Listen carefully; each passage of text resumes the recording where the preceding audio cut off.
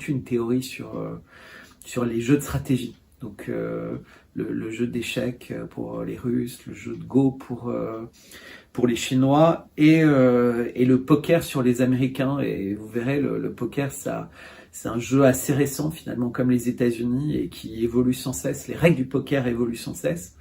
Et c'est un jeu où tricher fait partie du jeu, le bluff. Lors de la venue de Volodymyr Zelensky à Paris, la discussion a rapidement porté sur les nouvelles armes et munitions que la France enverrait aux forces ukrainiennes. Pour l'heure, malgré l'obsession du leader de Kiev, Emmanuel Macron a nié avoir accepté de fournir des avions de chasse. Délibérément, la France, au Mali, a choisi de coopérer avec les terroristes. Elle a choisi de coopérer avec les sécessionnistes. Et elle a délibérément empêché l'armée malienne de reconquérir le territoire du nord du Mali. La France devrait fournir de nouvelles munitions et missiles pour les combattants ukrainiens et former même certains d'entre eux au pilotage de Mirage 2000, fabriqués par Dassault. On peine à comprendre ainsi l'intérêt de former des hommes sur un modèle d'avion s'ils ne sont pas amenés ensuite à en piloter sur le front. Sans doute une démonstration du fameux « en même temps macronien appliqué à la guerre ». Il y a une corrélation, il y a un lien nécessaire entre la présence des forces de l'ONU et la déstabilisation occidentale du continent. Partout où l'Occident déstabilise l'Afrique, l'ONU fait le service après-vente du chaos. L'ONU est une mission de stabilisation de l'instabilité. Les échecs, c'est un jeu très ancien qui fait partie de l'éducation des Russes, et le Go, c'est un jeu asiatique. Celui qui utilise le mieux manifestement les règles du Go, qui est le jeu de l'étouffement de l'adversaire, d'occuper le plus de place possible en fait sur un espace, c'est la Chine.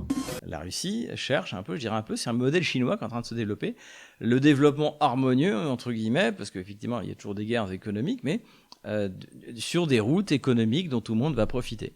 Et Emmanuel Macron, qui est dans son impérialisme néocolonial, qui accepte d'être une colonie de Washington, comme Hollande l'acceptait avant lui, eh bien, exige en fait, notamment de l'Afrique, c'est très visible en Afrique, une soumission totale, qui évidemment il n'obtiendra pas, parce qu'aujourd'hui la France est malheureusement une puissance faible, et que les Africains ont décidé, les États africains ont décidé de faire ce qu'ils voulaient. Касается Макрона, Байдена, Зеленского, Шольца, это люди из прошлого.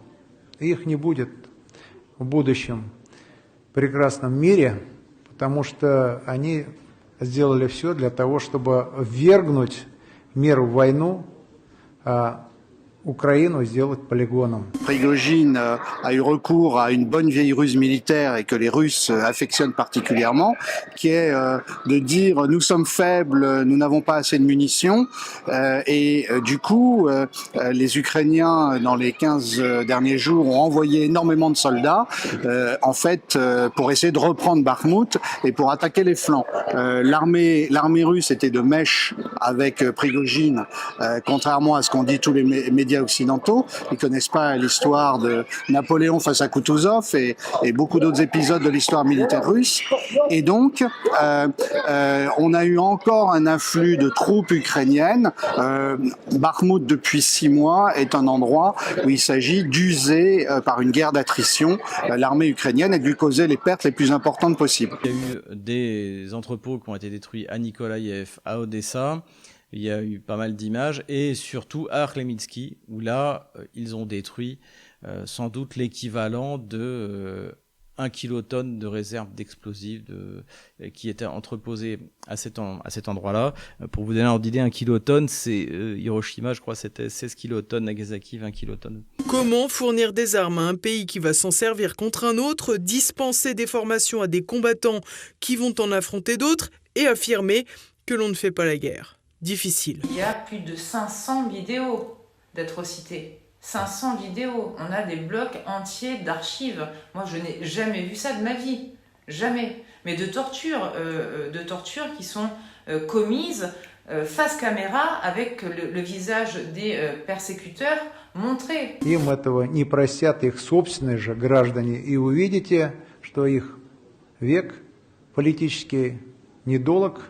Мы будем с вами свидетелями когда под аплодисменты их проводят на пенсию, а дальше их ждет международный. Ceux qui commettent ces atrocités sont considérés en Azerbaïdjan comme des héros. Ils sont même rémunérés, puisqu'il y avait plusieurs centaines d'euros, je ne connais pas exactement le tarif, je crois que c'était 200 ou 300 dollars, qui était une rémunération pour chacune des têtes de décapités ramenées ou en Azerbaïdjan ou photographiées. Le problème, c'est que le bruit court qu'il y avait des obus uranium appauvris anglais.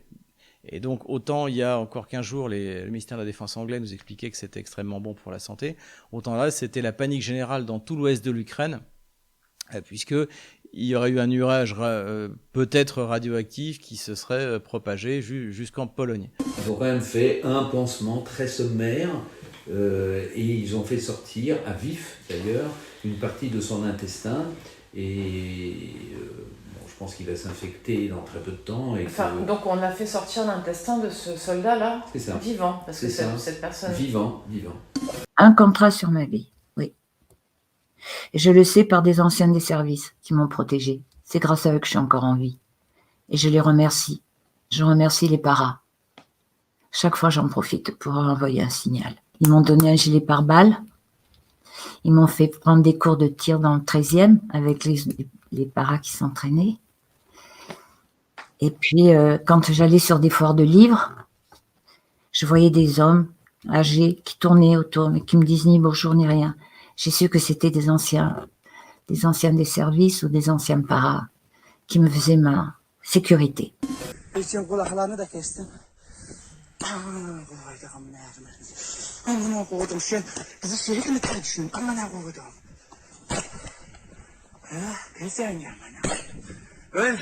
Alors, comment c'est possible et qu'est-ce qu'on vient de voir, s'il vous plaît? Alors, on vient de voir la manière dont l'humiliation existe après la mort. Ça ne suffit pas, en fait, de tuer cet homme, qui est probablement père de famille. Il faut ensuite qu'on lui coupe les oreilles, qu'on ramène les oreilles ou qu'on donne les oreilles à manger aux animaux et qu'ensuite on poursuive en le massacrant, un peu comme pour déverser une haine ou un peu comme pour dire vous voyez ce qu'on est capable de faire, on va vous terroriser, parce qu'on va vous faire la même chose si vous restez. Ce qu'on vient de voir là, on a quand même vu des coups de couteau dans un nez, les oreilles arrachées, les yeux crevés. Oui. Enfin, je veux dire, c'est même pas de la torture là, à ce niveau-là, c'est un acharnement sur le visage. C'est ça. Tous les membres sont découpés. Je mettais la clé dans le contact à chaque fois et je faisais le signe de la croix. Ça pètera ou ça pètera pas. J'ai vécu comme ça pendant des années. Ok? C'est ça la France. Elle est belle.